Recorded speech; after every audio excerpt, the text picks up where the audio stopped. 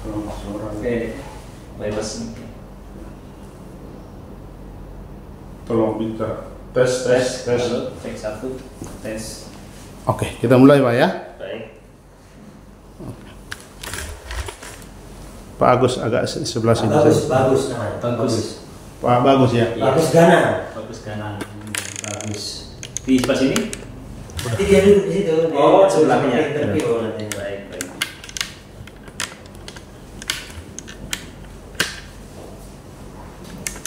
Oke.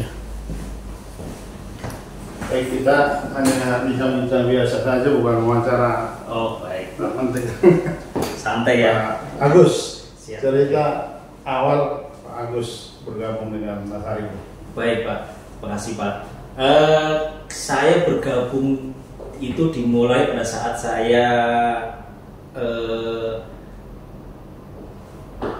menganggur. Ya. Itu tahun 2023 awal. Ya. Itu saya selesai dari kayak semacam Columbia itu ya, yang elektronik dan Ya. elektronik. Itu saya mampir ke kantor pos.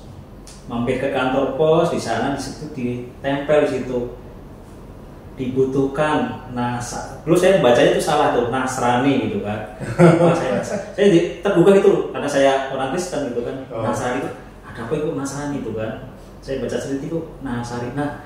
Nasari itu saya coba. Oh. Saya coba lamar masuk kan. Dan Nasari itu kerjasama dengan pos kan? Kerjasama dengan pos. Oke. Kebetulan saya waktu itu kan ke kantor pos. Saya mengedarkan jual barang-barang elektronik itu, ada filter monitor, ada kipas angin segala macam itu. Nah, saya ke kantor pos istirahat itu.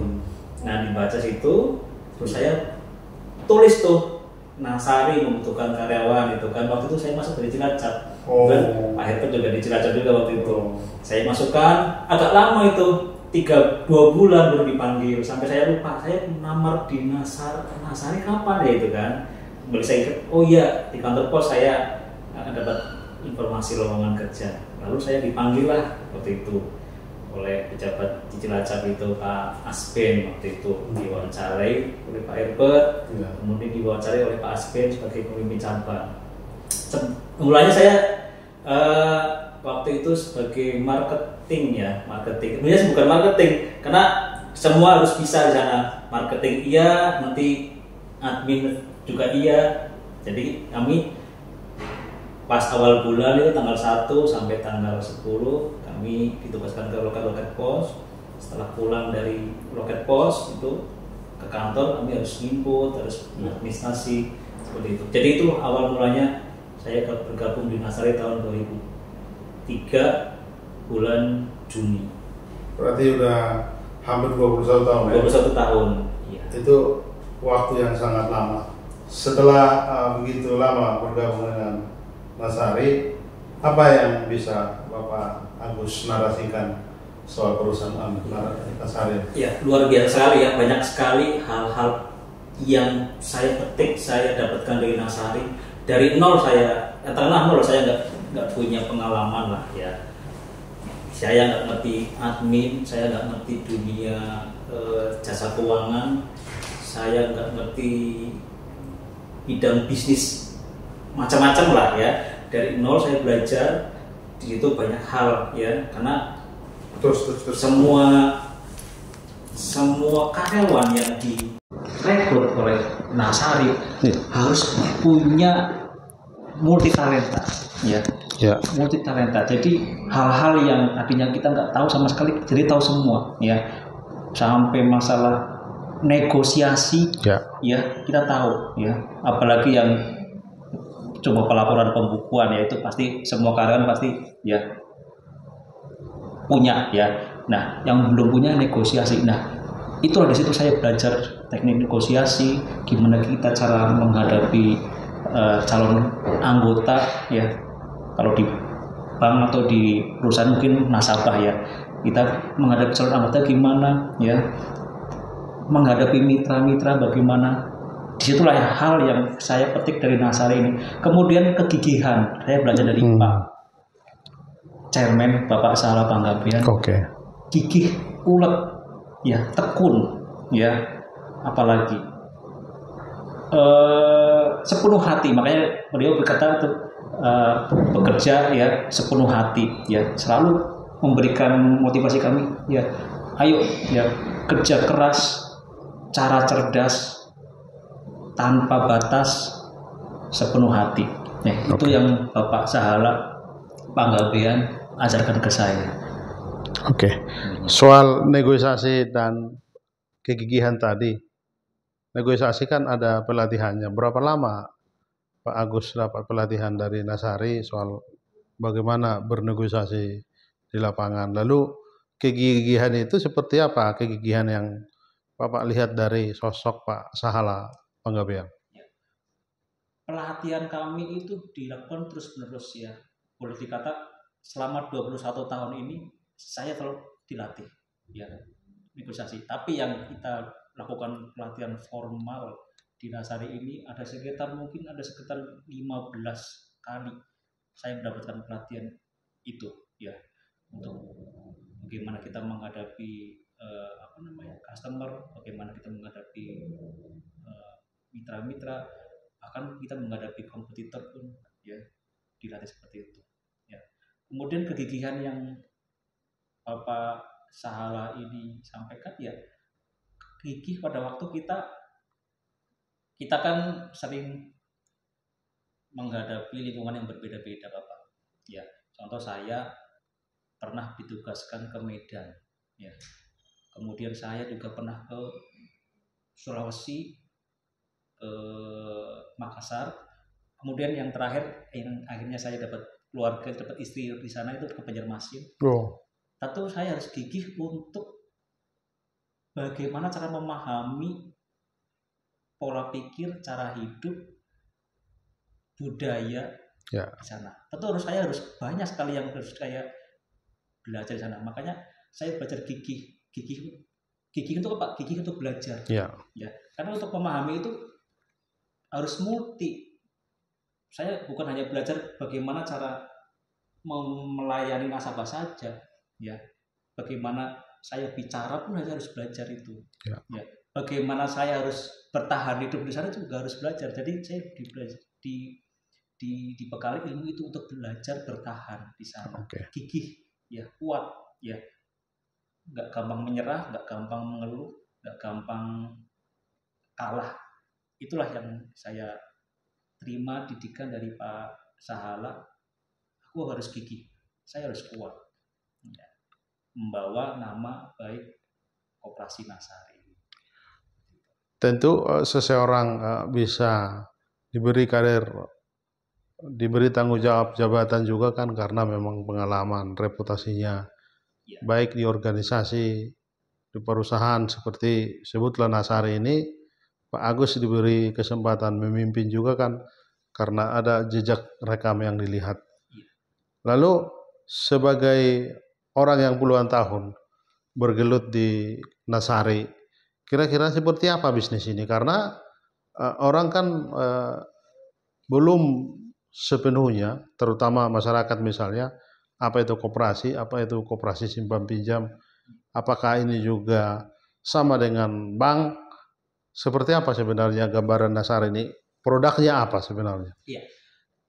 Awalnya kami menghadapi kendala Bapak, karena image koperasi di tengah masyarakat kita ini sangat jelek, ya, sangat buruk. Karena koperasi ini dianggap koperasi itu ya yang administrasinya pas-pasan, yang seadanya gitu. Paling di kantor juga pakai mesin ketik, ya itu satu. Yang kedua, koperasi itu ya yang biasanya bawa lari uang nasabah, seperti itu. Koperasi itu ya kalau nagih ke rumah itu pakai cara ngancam-ngancam. Ya, itu ya awalnya yang saya hadapi. Awalnya pas saya bergabung di Nasari. Setelah sekian tahun, 2-3 tahun bergabung, saya semakin paham bahwa koperasi itu enggak seperti itu. Kita sebenarnya dari segi administrasi pembukuan juga seperti bank, profesionalitasnya juga seperti bank, ya. Nah, itulah yang membuat saya juga pengen dan selalu sampai saat ini menjelaskan ke masyarakat setiap kali bertemu bersosialisasi bahkan ke dinas-dinas bahwa koperasi itu seperti ini, Nasari seperti ini, ya kita profesional, ya itulah yang mungkin sedikit banyak ada sedikit perubahan ke para anggota kita yang sudah terdaftar jadi anggota bahwa Nasari ini beda dengan koperasi-koperasi yang lain. Ya. Dan saya pikir mudah-mudahan koperasi di luar sana juga bisa mengangkat nama baik koperasi Indonesia supaya koperasi ini tidak selalu mendapatkan predikat buruk ya. Di Indonesia ini. Karena salah satu pendiri bangsa ini Muhammad Hatta, dia lakukan pendengung filosofi bahwa koperasi itu adalah memperjuangkan kesejahteraan masyarakat, memperjuangkan kesejahteraan Indonesia. Lalu tentang filosofi ini kan ada misi, dalam arti bukan hanya untuk anggotanya yang disejahterakan, tapi orang-orang yang membutuhkan bekerja sama atau meminjam dari KSP Nasari ini, bagaimana menjaga ini terus konsisten bisa berjalan baik, karena kita tahu kalau itu bisnis keuangan kan selalu naik turun, fluktuatif itu selalu ada. Apa yang disarankan oleh Pak Sahala agar semua tim, terutama di daerah-daerah, terus saling kompak membangun misi ini untuk kesejahteraan begitu? Ya. Jadi Pak Sahala selalu berpesan untuk kita terus bergerak, belajar, beradaptasi dengan keadaan tadi. Harus mengikuti perubahan. Mengikuti arah perkembangan zaman. Ya, termasuk yang terakhir ini Nasari harus digitalisasi. Ya. Makanya ada produk Nasari Digital atau NADI. Nah, Bapak Ketua selalu berpesan seperti itu supaya kita nggak tergilas, ya. Walaupun tidak lepas dari cita-cita luhur tadi Bung Hatta. Ya. Koperasi adalah soko guru ekonomi rakyat. Ya. Tapi tetap harus mengikuti perkembangan zaman, ya. Tanpa melepaskan akidah koperasi tadi. Kekeluargaan juga masih tetap. Ya. Tapi perkembangan zaman juga harus diikuti. Ya. Sebenarnya misi koperasi ini sebenarnya sungguh luar biasa, ya, karena kita harus mempertahankan tadi fondasi dasar dan kita harus menyesuaikan dengan arah perkembangan zaman yang sekarang ini. Di titik itu saya akan tanya Pak Agus. Tentu Pak Sahala dari generasi secara faktor umur juga kan sudah berbeda dengan generasi sekarang yang rata-rata memimpin di Nasari. Saya kira saya bisa bayangkan barangkali paling umur 50. Lalu beliau ini kan sudah hampir 75 tahun. Artinya ada gap soal generasi itu. Tentu tadi kita bicara soal relevansi, bagaimana perusahaan itu terus relevan agar dia bertahan, bisa tidak ketinggalan zaman digital tadi. Digital kan menjadi pertarungan. Maka ada ungkapan, ada narasi yang selalu disebut, pertarungan setiap lembaga organisasi sekarang digital. Termasuk Nasari ternyata sudah mempersiapkan diri dengan NADI namanya Nasari tadi. Digital. Nasari Digital. Tapi apa lagi perjuangan yang lain, karena kan tidak mudah juga.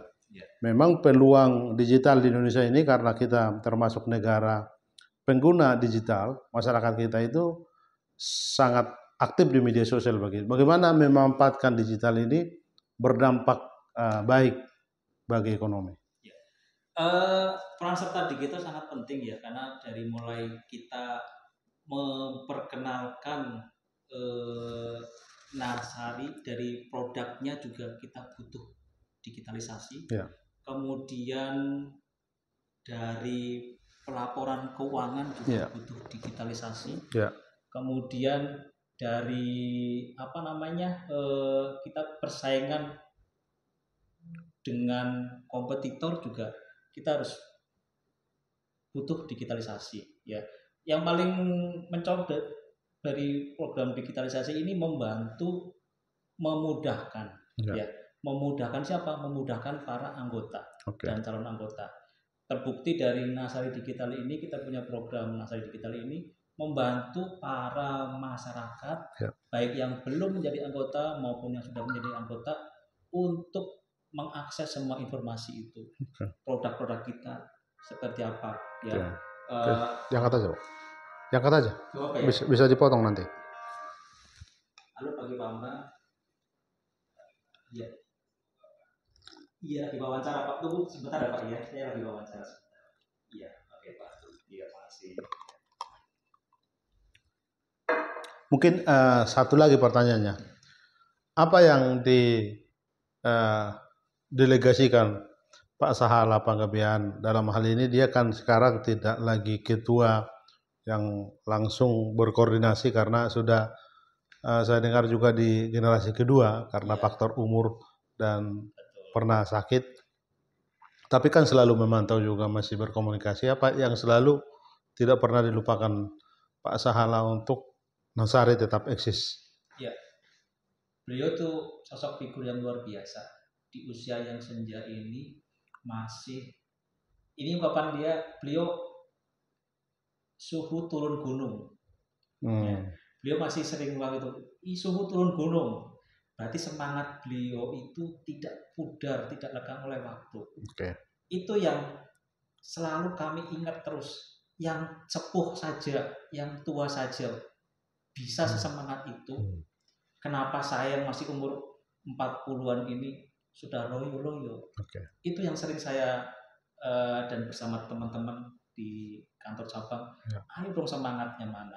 Bapak chairman kita yang usia udah hampir 75 tahun aja masih mau turun, mau ketemu, bahkan ketemu dengan anggota pun masih beliau mau. Saya ingat waktu tahun 2007 pembukaan kantor cabang Banjarmasin, ini sedikit ke belakang, beliau masih mau nyempetin datang ke lapangan, ngasih brosur ke para calon anggota kita di kantor pos Martapura. Kalau saya ingat itu gitu, kantor pos Martapura Kalimantan Selatan, masih sempat mengundang para pensiun itu untuk berbincang-bincang, masalahnya apa sih, kondisi keuangannya, butuh uang berapa sih, ya, apa yang bisa dibantu oleh Jadi seperti itulah semangatnya Bapak Chairman, Bapak Sahala Panggabean ini, semangat sampai titik darah penghabisan. Itu yang selalu kami pegang. Apa ungkapan dari Pak Agus sendiri di ulang tahun 75 tahun beliau nanti? Baik. Secara pribadi saya berdoa untuk beliau, semoga beliau selalu diberikan kesehatan, panjang umur, sukacita selalu, kemudian beliau tetap sabar membimbing, membina kami, anak-anaknya ini di kantor cabang, membagi ilmunya buat kami supaya kami bisa mengikuti jejak beliau, supaya kami lebih mampu menghadapi perkembangan zaman yang begitu cepat. Dan saya juga pesan semoga beliau selalu diberikan umur panjang Bapak, ya, sehat selalu dan sukacita, dikelilingi oleh keluarga yang sangat mencintainya, mengasihinya, dan kami pun selalu mengelilingi beliau, semoga diberikan panjang umur. Oke, terima kasih Pak Agus. Pak Agus, tolong profil sedikit. Nama lengkapnya Agus apa? Nama lengkap saya Bagus Ganang Trawoco. Bagus Ganang Trawoco. Ganang Trawoco. Lalu boleh umur sekarang? Umur saya tahun lahir 1979. Agustus. Berarti udah hampir 44 tahun. Ya, oke. Oke. Jabatan di Semarang ini sebagai pemimpin cabang kantor Semarang. Oke. Baik, cukup saya kira. Terima kasih. Terima kasih. Oke. Karena Pak Agus ini sibuk. Oke. Iya. Kita Silakan dilayani Terima itunya. kasih Bapak. Oke. Ya, udah Pak ya. Ya. Untuk- Tinggal aja, Pak. Iya. Ya.